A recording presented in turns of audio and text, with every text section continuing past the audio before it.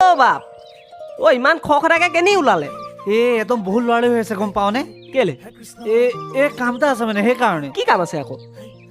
চহৰৰ পৰা ল'ৰা এটা আহিছে আমাৰ গাঁৱত ফুৰিবলৈ তাক আনিবলৈ যাওঁ তই ৰ হেই চাদা পালি খাই যা এতিয়া নাখাওঁ একো নহয় যি নেখায় চাদা সি গৰুতকৈ গাধা আৰু যি খাই চাদা সি সৰস্বতী আধা হ বাকী লগ কৰাই দিবি আমাক ঠিক আছে ৰ দেই যাওঁ